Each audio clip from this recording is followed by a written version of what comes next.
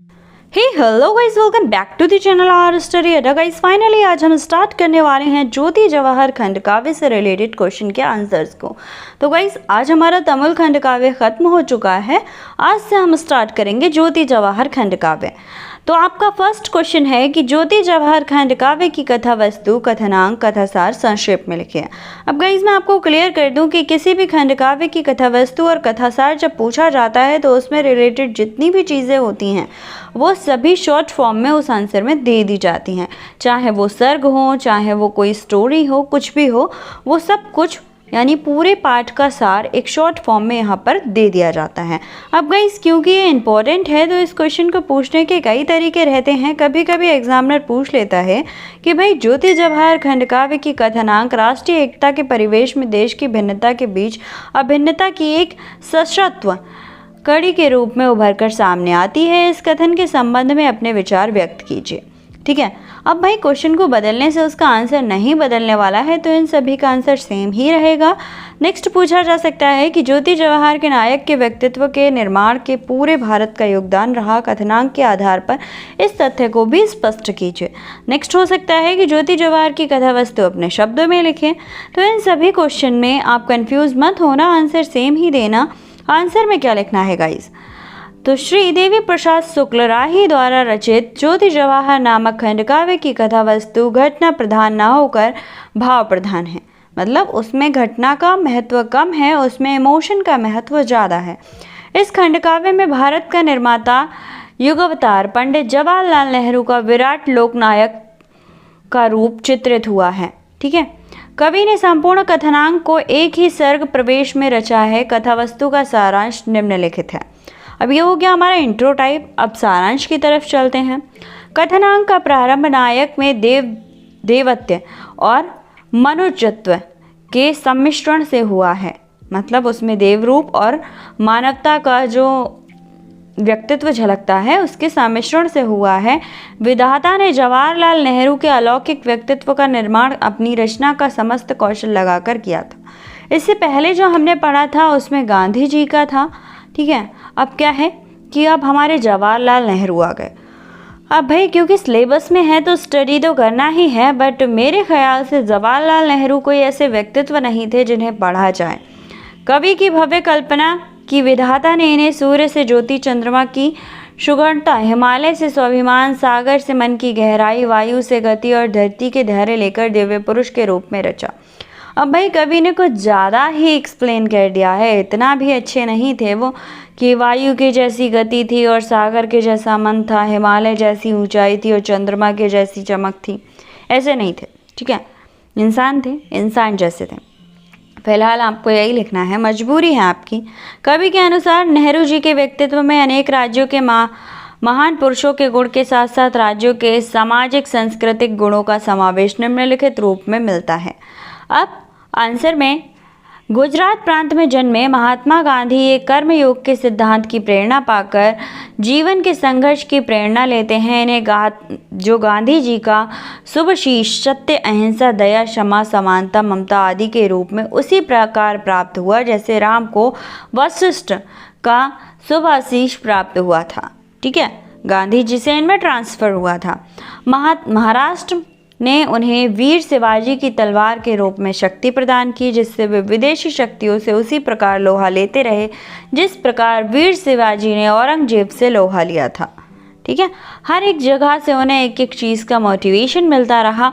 अब इसके बाद आता है नेहरू जी ने राजस्थान से संघर्ष से जीना सीखा और यहाँ के महापुरुषों से संकटों में अपने पथ किसी प्रकार भी विचलित न होने की शिक्षा ली।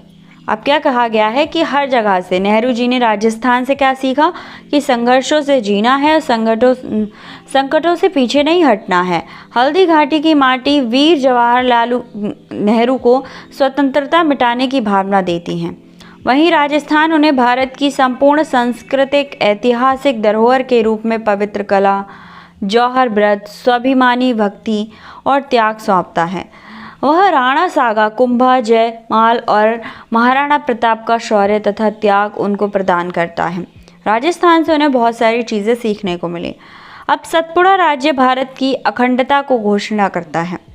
इसके बाद कालिदास की भावुकता, कुमरीला की विलक्षण प्रतिभा, अंगारों की भाषा, बाल फकीर मोहन तथा अकबर से लड़ने वाली चंदा बीबी जैसे महान विभूतियों से सतपुड़ा अपने हृदय की धारणा किए हुए इन विभूतियों को समस्त विशेषताओं को वह नेहरू जी को समर्पित करता है। क्या करता है? सतपुड़ा ये सारी चीज़ों को उन्हें समर्पित करता है। उसके बाद बंगाल भी जवाहर को अपना वैभव न्यौछावर करने से पीछे नहीं हटता। विवेकानंद और दीनबंधु एंड्रूज की कर्मठता ने नेहरू जी को बहुत अधिक प्रभावित किया था। बंगाल प्रदेश तो अपने नेहरू जी के बंकिम चंद्र पर, राष्ट्र प्रेम, टैगोर तथा शरद की कला, सुभाष चंद्र बोस की देशभक्ति आदि सभी कुछ समर्पित कर गौरव का अनुभव कर रहे थे। मतलब जहाँ भी जा रहे थे वो सब कुछ देखकर कुछ ना कुछ सीखने की कोशिश कर रहे थे। असम के जंगलों से पर्वत और नदियों की प्राकृतिक सुषमा को नेहरू जी ने क्या किया था? अवरता हुआ धन्य हो रहा था। रामायण के अनुवादक माधव कंदली और मनसा नामक भक्त कवि ने गीत से नेहरू जी के मन को शुद्धता प्रदान हुई थी। वहीं पर बिहार गौतम बुद्ध की तपोभूमि है। क्या है? बिहार जो है वो गौतम बुद्ध की तपोभूमि है। यह सत्य, दया, अहिंसा, क्षमा, त्याग आदि का नंदन वन है। महावीर स्वामी की विभूति वैशाली नेहरू जी की मानवीय गुणों की मोती को अर्पित करती है। इसके बाद आता है समुद्रगुप्त। तो समुद्रगुप्त की यशोगाथा आज भी विद्वान है और हमने कई बार पढ़ रखा है। हिस्ट्री में मिल जाती है, आपको हिस्ट्री में मिल जाती है। समुद्रगुप्त के पुत्र चंद्रगुप्त ने अपनी वीरता से भारत का मस्तक कभी झुकने नहीं दिया था। कलिंग को जीतने के बाद अशोक वैराग भावना से ओतप्रोत हो गए थे। इस प्रदेश में समुद्रगुप्त के पुत्र चंद्रगुप्त ने अपनी वीरता से भारत का मस्तक कभी झुकने नहीं दिया था। कलिंग को जीतने के बाद अशोक वैराग भावना से ओतप्रोत हो गए थे। इस प्रदेश की ये सभी घटनाएं नेहरू जी के व्यक्तित्व पर बहुत ज़्यादा प्रभाव डालती हैं। इसके बाद प्रदेश अपनी कोख से वीर जवाहर को जन्म देता है। जो प्रदेश अपनी कोख से वीर जवाहर को जन्म देकर धन्य है। मथुरा, वृंदावन और अयोध्या गली गली में चर्चा है कि आज रामकृष्ण ने प्रयाग में जन्म लिया है। उत्तर प्रदेश जो है, उत्तर यहाँ पर हाईलाइट कर दिया गया है। उत्तर प्रदेश तुलसी की रामई वाणी, सारनाथ में बुद्ध के उपदेश, कबीर की आडंबरहीनता और सांप्रदायिक सौंदर्य, सूर्य के गीतों का उपहार लिए इस महामानव का अभिनंदन करती है। भाई यहाँ हमारे प्रदेश की बात हो रही है, उत्तर प्रदेश की बात हो रही है। इसके बाद पंजाब भी अपनी गौरवमयी परंपरा को सौंपता हुआ जननायक जवाहर के व्यक्तित्व की अभिवृद्धि में योग दे रहा है। सिकंदर को स्वाभिमान का पाठ पढ़ाने वाला राज, पौरुष का पौरुष, गुरु नानक की वाणी आदि सब कुछ पंजाब वीर जवाहर को सौंप देता है। गाइस ये हमारे कवि का कहना है, ओके, कि ये चीज़ें उन्हें यहाँ से मिली थी। कश्मीर का सौंदर्य नेहरू जी को आकर्षित करता है तथा उन पर फूलों की वर्षा करता है। अब कुरुक्षेत्र नेहरू जी को अर्जुन की संज्ञा से विभूषित करता है।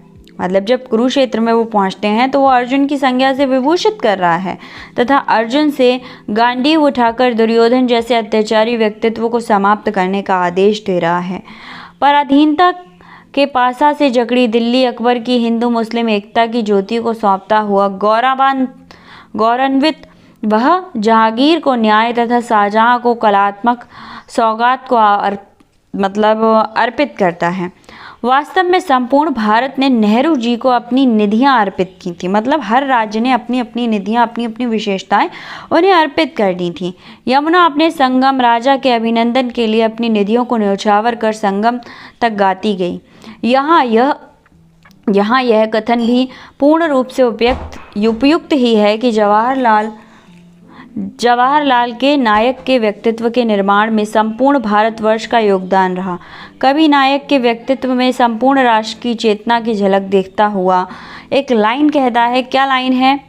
जब लगा जब लगा देखने मानचित्र भारत का मिला तुमको पाया, जब तुझको देखा नैनों में भारत का चित्र उभर आया। एक बार फिर से रिपीट करती हूँ, जब लगा देखने मानचित्र भारत न मिला तुमको पाया, जब तुमको देखा नैनों में भारत का चित्र उभर आया। मतलब भारत को देखने के लिए उसे देखने की ज़रूरत नहीं है, मानचित्र को तो मैं देखकर भारत को देखा जा सकता है।